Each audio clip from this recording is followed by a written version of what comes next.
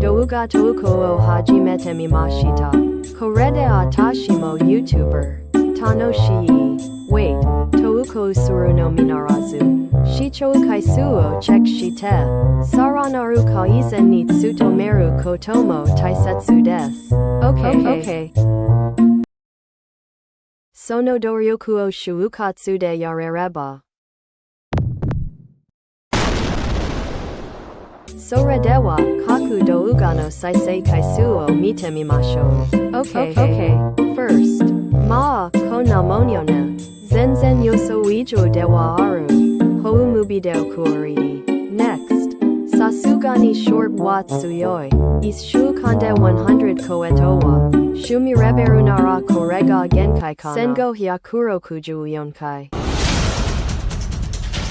Wait、ショートの使用上、再生されやすいのは当たり前。